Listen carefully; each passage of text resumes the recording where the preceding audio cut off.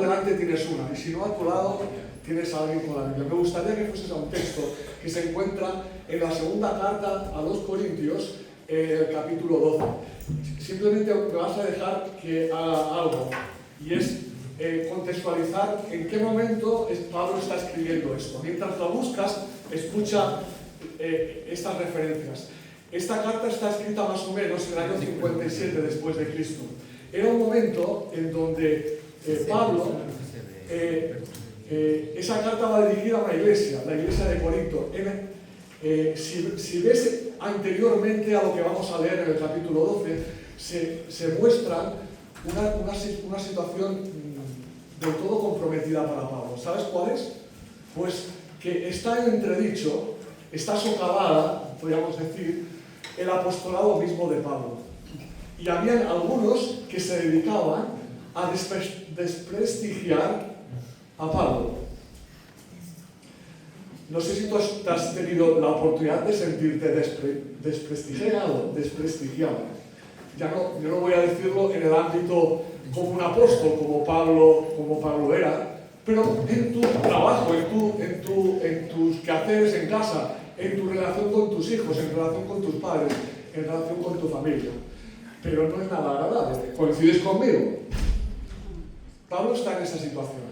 De tal manera que lo que está hablando aquí es que esos que se oponían estaban además torciendo el Evangelio, la verdad del Evangelio, además de socavar la figura del propio Pablo.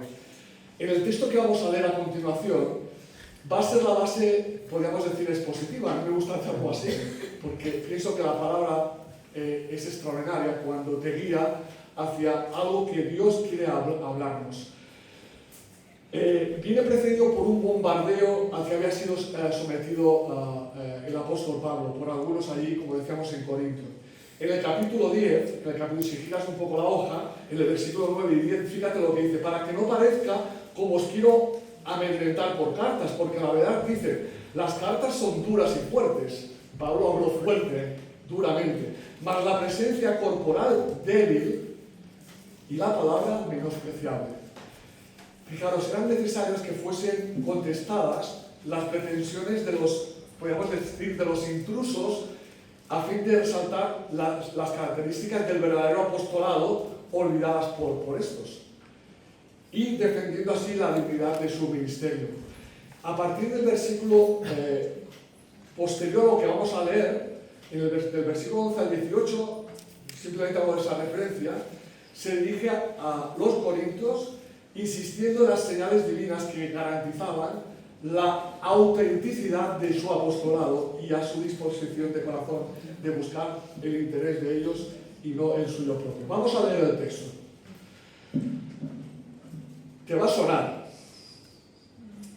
pero yo no sé si te va a sonar el verdadero sentido de lo que normalmente cuando leemos este texto ponemos en nuestra mente, incluso nuestra expectativa de conocer o no conocer, incluso de discutir si es una cosa, si son churras o son merinas, como dicen en la zona de Castilla.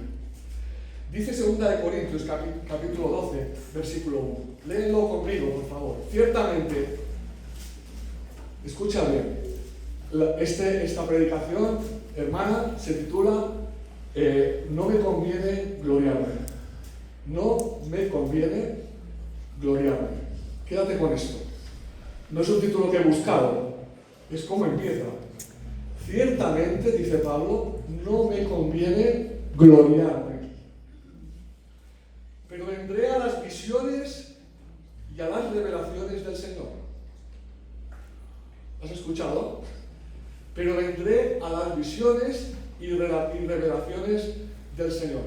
Conozco un hombre en Cristo, dice Pablo, que hace 14 años, y pone entre paréntesis, si es del cuerpo no lo sé, si fuera del cuerpo no lo sé, Dios lo sabe, fue arrebatado hasta el tercer cielo. Luego a continuación habla del paraíso, es lo mismo. Versículo 3, y conozco al tal hombre, vuelve a decir, si en el cuerpo o fuera del cuerpo no lo sé, Dios lo sabe. Es curioso, ¿no? ¿Es curioso o no lo que dice Pablo aquí? Dice que fue arrebatado al paraíso, al tercer cielo, donde oyó palabras inefables que no le es dado al hombre expresar. Enigmático, ¿no? De tal hombre, fíjate, me gloriaré. Esto a veces no es fácil de entender. Vamos a intentar explicar. Vuelvo a leer, versículo 5. De tal hombre me gloriaré, pero de mí mismo en nada me gloriaré, sino en mis debilidades. ¿De quién pensáis que estaba hablando Pablo? Y conozco a tal hombre, conozco a un hombre en Cristo que hace 14 años, de él mismo.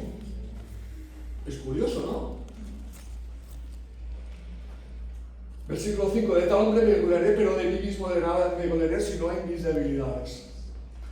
Sin embargo, si quisiera gloriarme no sería insensato, porque diría la verdad, pero lo dejo, para que nadie piense de mí más de lo que en mí ve u oye de mí.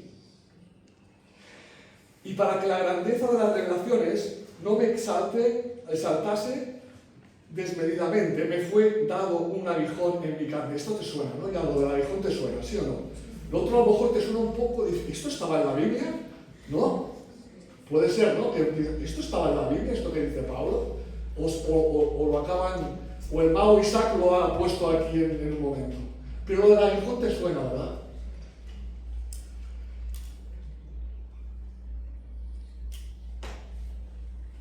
Para que la grandeza de las revelaciones no me exaltase desmedidamente, dice, versículo 7, me fue dado un aguijón en mi carne, un mensajero de Satanás que me abofetee, para que no me enaltezca, estoy hoy con la lengua un poco torpe, sobremanera. Respecto a lo cual, 3 veces he rogado al Señor que lo quite de mí. Y me ha dicho, ¿esto te suena? Bástate mi gracia, porque mi poder se perfecciona en la debilidad. Por tanto, de buena gana me gloriaré más, dice, vienen mis debilidades para que repose sobre mí el poder de Cristo. Y el último versículo que vamos a leer, no vamos a extender más la lectura. Por lo cual, por amor a Cristo, me gozo en las debilidades. Esto es contra natura, contra lógica humana. ¿Sí o no? ¿Esto quién lo entiende? ¿Quién es quien lo entienda esto? Por lo cual, por amor a Cristo, me gozo en las debilidades, en afrentas, en necesidades, en persecuciones, en angustias, porque cuando soy débil, entonces soy fuerte. No sé si hoy tú te sientes débil. Pero mira, hermano, hermana, o querido amigo, que tú aún no has entendido bien cuál es el mensaje de Dios por medio de su palabra. Si te sientes débil, eres un privilegiado. Vamos a intentar esclarecer qué dice aquí. Cuando habla Pablo del aguijón, está hablando de algo muy importante, que nada tiene que ver que si el aguijón era una enfermedad, que si era una dificultad en su propio carácter, etcétera, etcétera. Ha habido muchas discusiones o simplemente planteamientos de cuál es el aguijón que habla Pablo aquí, que es dejado que el mensajero de Satanás le alcance para bofetearle y para mantenerlo en esa situación.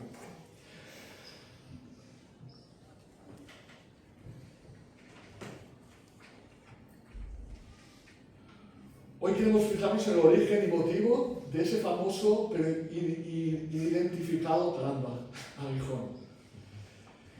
El temor, mirad, el temor de un peligro.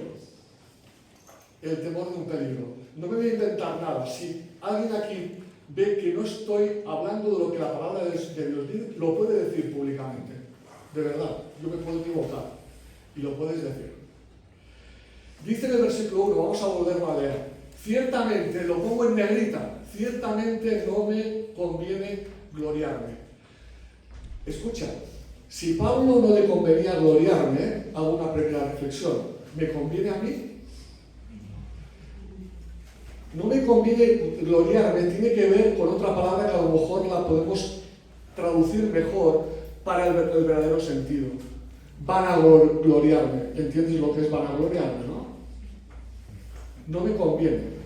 Si Pablo no le convenía, siendo Pablo, imagínate yo. Pero en las visiones y a las revelaciones del Señor. Esto, en según qué ámbitos de iglesias, o se remarca de una forma extraordinaria, o se pasa de puntillas para poder pasar al siguiente versículo. Pero habla de visiones y revelaciones. ¿Lo dice o no lo dice? ¿Sí? Bueno.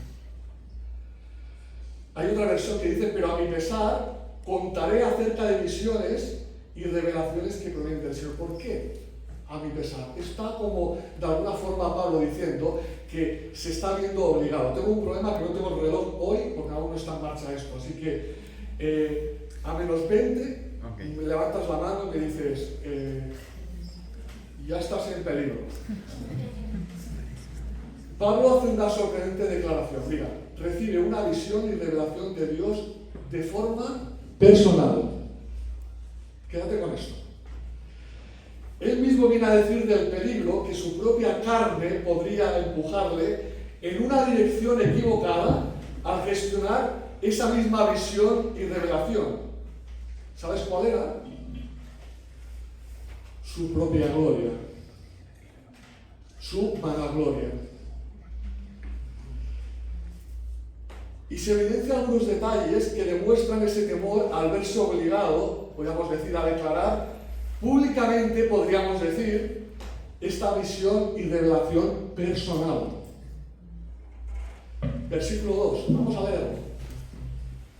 Dice, conozco a un hombre en Cristo, que hace 14 años, si en el cuerpo no lo sé, si fuera del cuerpo no lo sé, Dios lo sabe, fue arrebatado hasta el tercer cielo. Muy curioso. Él habla en tercera persona primero. Conozco a un hombre, como desviando el foco de su propia persona. ¿Entiendes? Cuando uno se quiere vanagloriar, ¿qué hace primero? Yo, exacto. Yo. Isaac, ¿cuántas veces empieza por el burro? Yo. ¿No? Hay que decir tú y yo, queda bien. Pero ¿cuántas veces pensamos en yo? Pablo está intentando desviar el foco y habla de una tercera persona. Eso es como alguien que no se atreve a decir algo que está sufriendo y dice, tengo un amigo, le explica a otro, tengo un amigo que le pasa esto, te suena, ¿no? Pero está hablando del mismo. Pero fijaros, aquí tiene una connotación mucho más importante. Pablo está quitando de en medio la vanagloria, intentando quitar la vanagloria, para poder publicar aquello que había sido revelado en visión y en revelación de parte de Dios de forma personal. Y dice, conozco a alguien en tercera persona.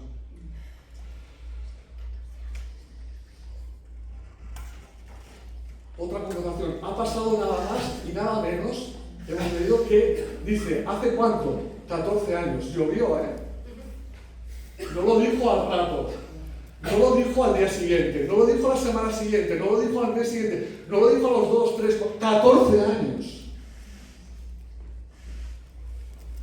Demostración inequívoca de alejarse de la ostentación pública de lo recibido. Lo que hoy podríamos decir, las toneladas de likes. ¿Te suena esto a más jóvenes? Los likes contemporáneos. Me gusta, me gusta, me gusta, me gusta, me gusta, me gusta, me gusta. Y a medida que me gusta, yo me voy hinchando. Publico, ¿no? Algo mío, algo de mí, que corresponde a mí. También se delata lo que Pablo dice, que no puede identificar, dice, el estado personal. Es decir, cuando recibió esa visión y esa revelación.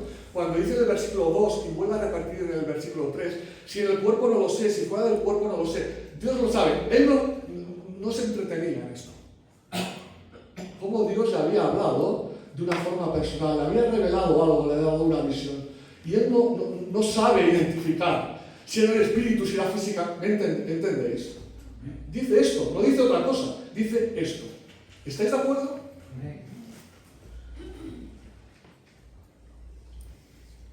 Pero, fíjate, puede identificar la seguridad de la recepción personal, porque ahí revela, dice, que tal visión y revelación, dice en el versículo 3, léelo, dice, y conozco a tal hombre.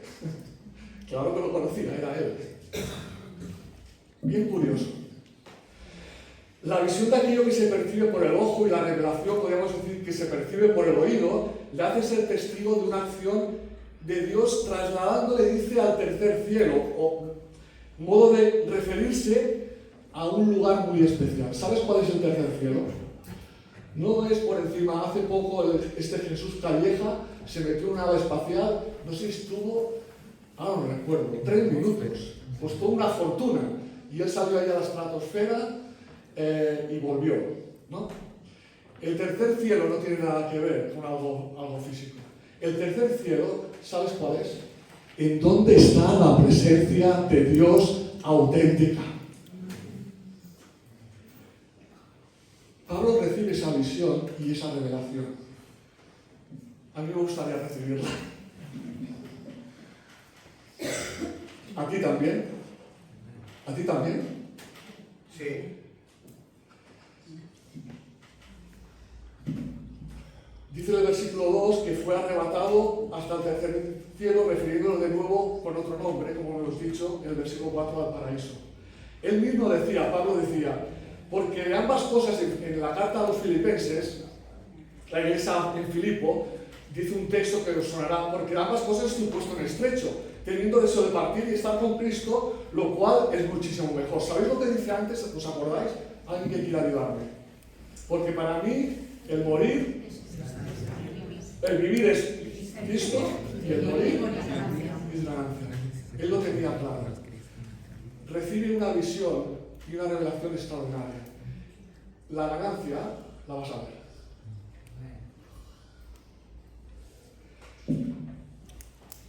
Pero hemos hablado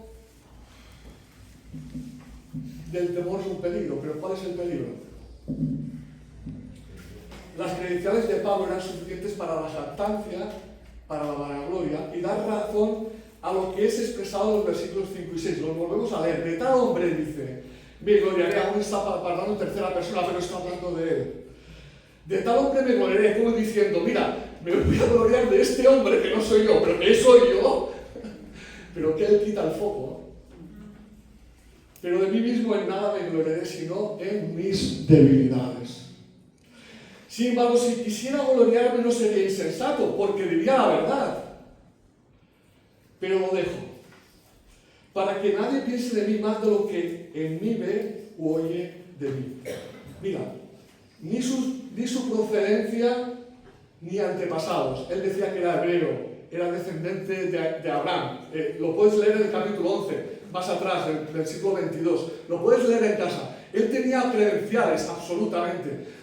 Decía que era verdad, que él se podía gloriar, pero no lo hacía, no lo quería hacer, pero lo podía hacer. Ni como ministro de la obra de Dios, ni los sufrimientos por el nombre de Cristo a lo largo de su vida. En el capítulo 11, del versículo 23 al 28, lo relata, tremendo, siendo azotado, siendo encarcelado, vituperado.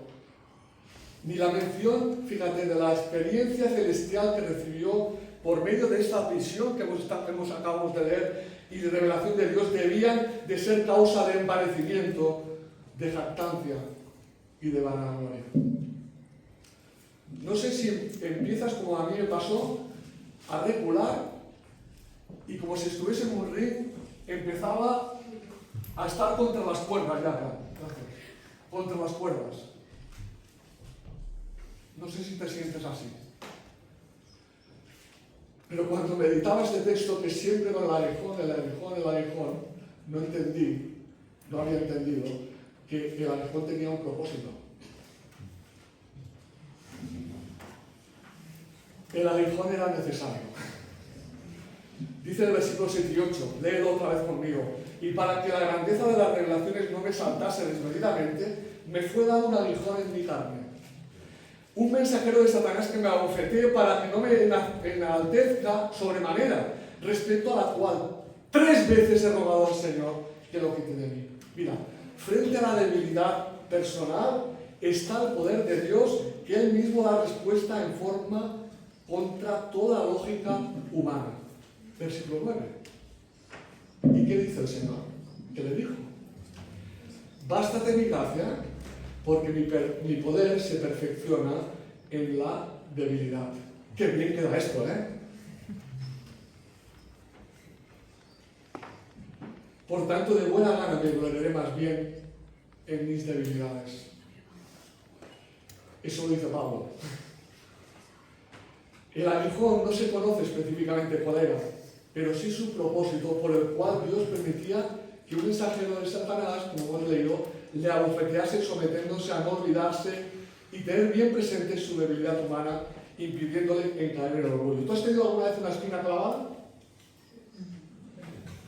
¿Quién de aquí ha tenido una espina? ¿Solo yo? Casi todo el mundo ha tenido. ¿Y qué le pasa?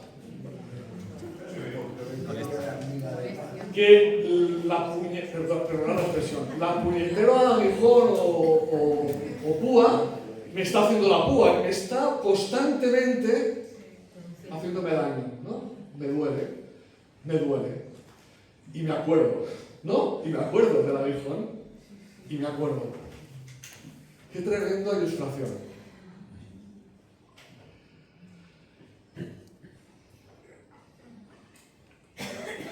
Mi experiencia personal, cuando en cualquier ministerio de la obra del Señor todo va bien, esto lo he explicado a mis más íntimos y no tanto en alguna ocasión. Cuando en cualquier ministerio de la obra del Señor todo va bien, escucha, y si no estás de acuerdo, luego lo podemos hablar. Ahora no, porque no hay tiempo, pero lo podemos hablar. No hay dificultades.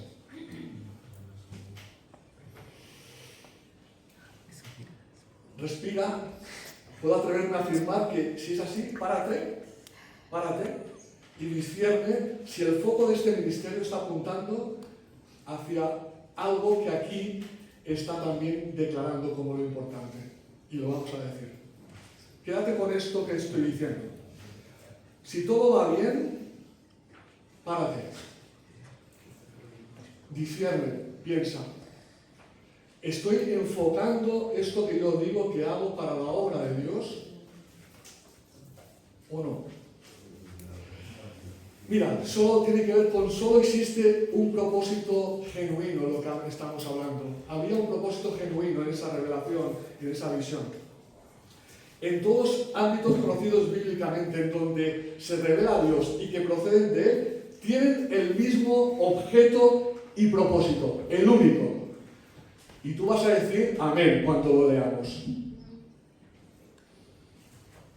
Pero una cosa es decir amén y otra discernir si esto es verdaderamente en dónde está el foco puesto en mi vida. Dice el versículo 9, para que repose sobre mí el poder de Cristo. Mira, solo hay un propósito, la gloria en el poder de Cristo, ninguno más. Pero es muy fácil de decirlo, es muy fácil de leerlo. Pero vamos a ver algo. Es posible recibir una revelación personal hoy en estos tiempos. Es una pregunta. ¿Es posible recibir una revelación personal hoy en el tiempo que estamos? En estos tiempos, una revelación personal estamos hablando de una revelación personal que recibió Pablo. Sí. No hace falta que responda. Piensa más bien, porque te va a comprometer cuando digas que sí, y te va a comprometer cuando digas que no. ¿Quién de nosotros se atreve a contradecir tal afirmación? ¿Acaso el Señor no tiene poder para manifestarse de forma personal en multitud de situaciones? ¿Sí? Todos decimos, nadie se atreve a decir que no. Creo. Pero ojo, ¿puedo o debo buscar? Otra pregunta. ¿Puedo ¿O debo buscar tales revelaciones? ¿Qué te parece? No me respondas a mí, ni en público. ¿Puedo buscarlas, esas revelaciones personales?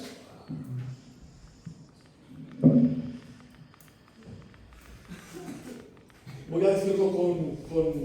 Dicho esto, me atrevo a explicar algo que le decía a mi esposa. No sé si voy a atreverme a explicar. Cuando estábamos, mi esposa y yo, Camino del Mar, en época fértil, como lo está una hermana aquí, que ya cumplió hoy, esta semana, 40 semanas de embarazo. La tenemos aquí ya, que no sabemos si igual sale corriendo. Cuando estaba embarazada de mi cuarto hijo, de nuestro cuarto hijo, no voy a decir ni quién, y hace ya más de 14 años, o sea que lo puedo decir. Nos dijo, ¿qué nombre va a tener la niña? Y dijo, bueno. Entonces nos quedamos parados porque mi esposa y yo no quisimos saber qué era. Sabéis que ya había medios entonces ya para saber qué sexo era el niño o la niña. 3, los que no me conocéis, 4 varones. El cuarto, alguno interpretaba, vamos a buscar el cuarto, una niña. Esta hermana vino y me dijo esto. Nos quedamos mi esposa y yo parados. ¿Cómo? Y dijo, uy, se me ha escapado.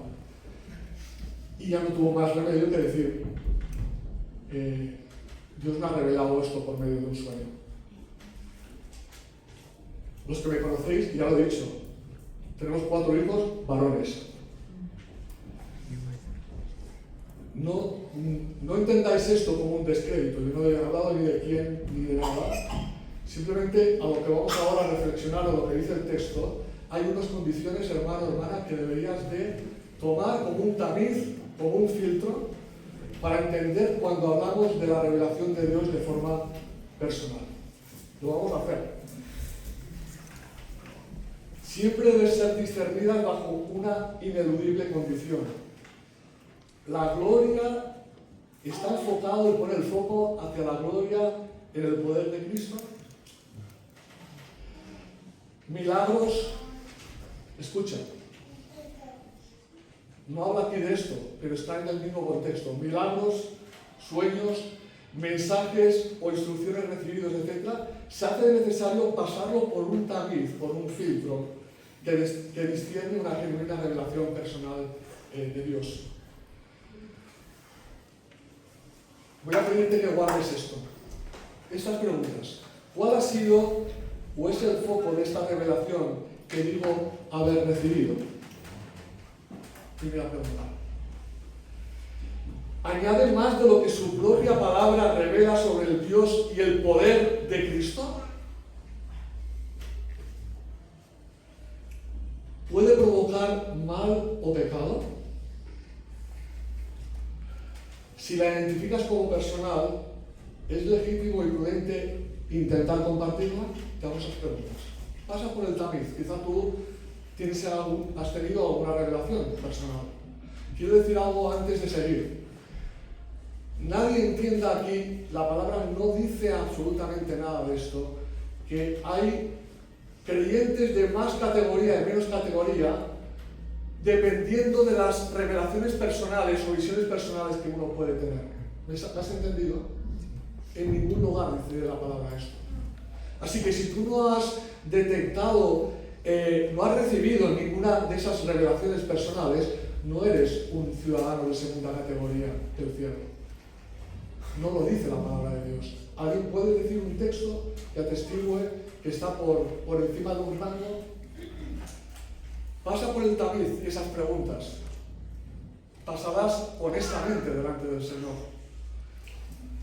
Estamos en el ámbito personal, privado, así que nadie se puede sentir ni atacado ni herido, porque lo que dice Pablo está diciendo está dando luz en cuanto a esto. Ni nadie está diciendo que hoy no pueden haber esas revelaciones de forma personal.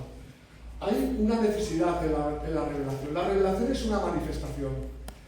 La revelación espiritual es consecuencia de que nuestra mente carnal es incapaz de comprender a Dios. Es decir, lo que se esconde detrás de la apariencia de lo que se percibe por nuestros sentidos. Vale. Me he dado 5 minutos más, ¿eh? Estoy más o menos on time, ¿eh? Ha de ser Dios mismo por su propia iniciativa. Así que eso responde a la pregunta que hicimos antes. ¿Yo puedo ir a buscar una revelación de Dios a mí de forma personal? Según lo que dice la palabra de Dios, lo que Pablo está testificando es que es Dios quien toma la iniciativa. Así que, ojo a los cazarrevelaciones.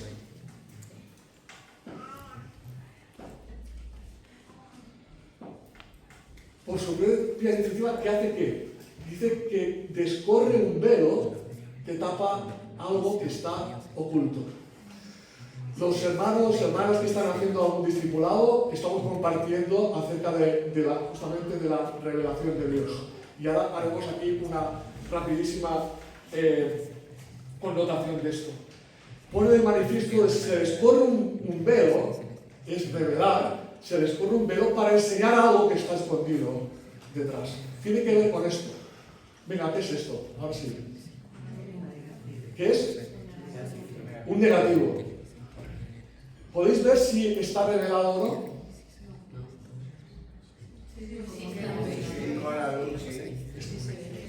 No, sin luz y sin nada. ¿Está revelado o no? Con la luz se ve. Está revelado.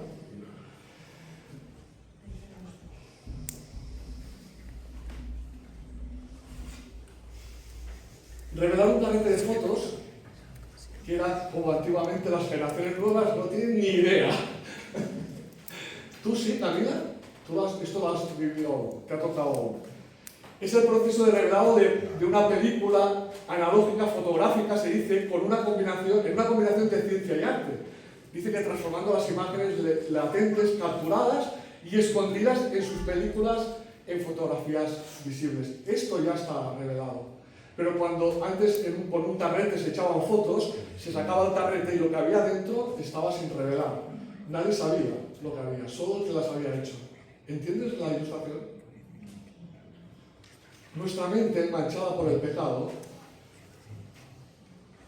es imposible de ver a Dios. La buena noticia es que Dios se ha querido manifestar al hombre y a la mujer. Y no solo lo ha querido hacer, sino que ha tomado la iniciativa para hacerlo. ¡Gloria a Dios! Esa es la gloria que debemos de buscar. Formas o medios. Universalmente se habla de que las obras de Dios en su creación son obras, se dice que es la teología natural, pero no completa. La observación de lo que Dios ha creado nos habla del Dios creador, pero no está completa esa revelación, por cuanto falta aquello que truncó el pecado y que Dios había planeado. ¿Y cuál es esa manifestación? ¿Cuál es esa revelación? La máxima. En un lugar habla de los profetas en el Antiguo Testamento. En otro lugar habla de los apóstoles, la iglesia. En el Antiguo Testamento los profetas, el pueblo de Israel. En el Nuevo Testamento la iglesia, los profetas, los apóstoles. Y fíjate, y todo en conjunto apunta a la máxima expresión de la revelación, de la gracia y de la gloria de Dios. Cristo Jesús. Toda la Biblia apunta hacia esto.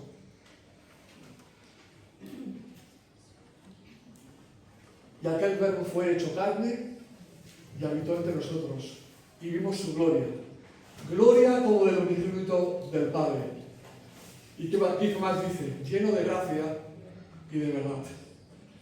La conclusión.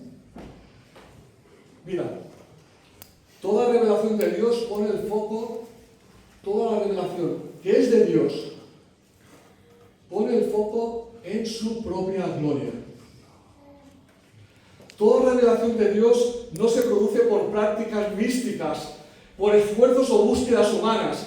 Es fruto de la gracia e iniciativa divina, hemos dicho.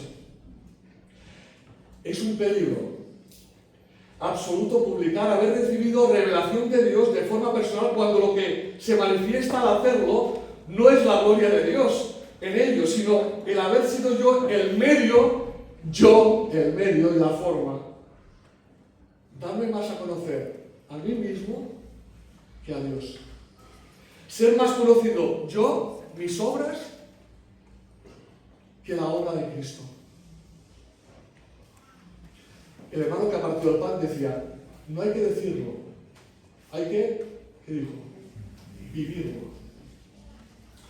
Conociendo el Señor de nuestra debilidad humana y a su vez las demandas de gloria de nuestro yo, permite, y esa es la razón, permite aguijones que producen un dolor continuado para mantenernos en qué. Lo dice, lo vamos a leer otra vez, pero en humildad. Lo que es de suma importancia es la promesa todo suficiente gracia de nuestro Padre y que nuestra reacción sea la sumisión a su voluntad.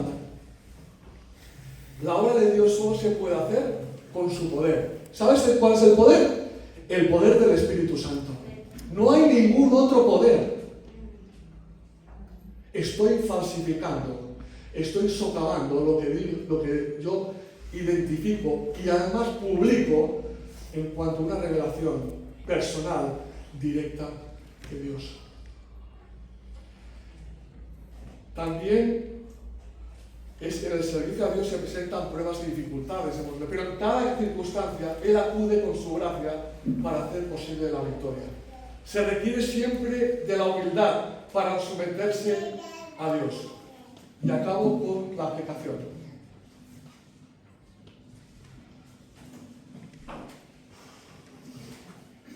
Acuérdate del tamiz.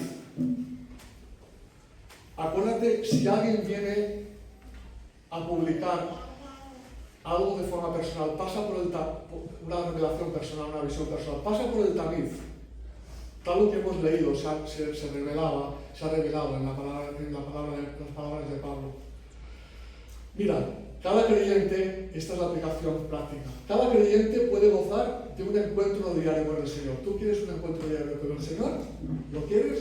¿Quieres una revelación personal? ¿La quieres? ¿La quieres o no la quieres? Sí. ¿La quieres? Sí, muy bien. Pues sabes, si estás buscando manifestaciones extraordinarias como la que Pablo recibió, quizás estás poniendo mal el foco. Cada uno de nosotros podemos ir andando con el Salvador y por medio de su palabra, Él irá hablándonos de forma íntima y personal. Y la oración. Contrástalo. Contrasta si tú crees haber recibido una revelación personal fuera de la palabra y de la oración justamente con ella. Cada uno de nosotros podemos ir andando con el Salvador, por medio de su palabra, ir hablando de forma íntima y personal y la oración. Puedo pedirle hoy mismo en aquello que ha sido revelado de forma completa y universal.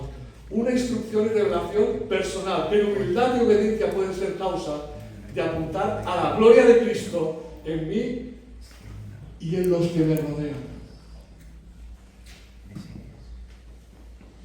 El aguijón de Pablo tuvo un propósito vital para su vida. Puedo tomar para mí. Hay una expresión en Sudamérica que os he escuchado a muchos de vosotros que creo que cabe aquí, que es jalar. ¿Sí? Jalar es tirar para uno mismo, ¿no? ¿Es así? ¿Sí o no? Que sois muchos latinos aquí. ¿Sí? Vale, no lo entendí mal. A mí me costó, escuchando jalar. Aquí jalar es mover. Jalar es comer.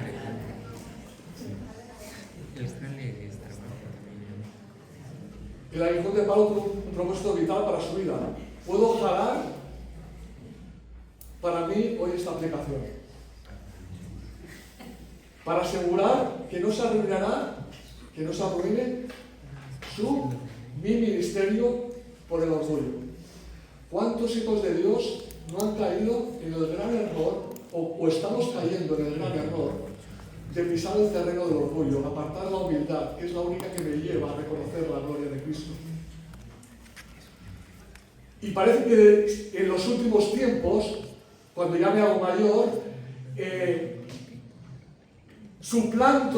dejo suplantar mi orgullo, mi propio orgullo, mi propia gloria, por la gloria de Dios. ¿Con qué temor os digo esto? Voy a explicaros una cosa personal, pero no la voy a explicar. Voy a hacer una referencia. Yo he recibido 3 revelaciones de Dios personales en mi vida. Las he recibido de forma personal, os lo aseguro. Tendría que hablar en tercera persona, como hizo Pablo. ¿Sabes una cosa? Fueron 3 momentos durísimos, muy duros. El último hace poco. Dios me ha hablado de forma personal. La primera de ellas la publiqué al cabo de muchos años. Pero ahí no había ni equívoco, porque la gloria era de Dios. La segunda no me he atrevido a explicarlo a muchos. Y la tercera, estoy en proceso.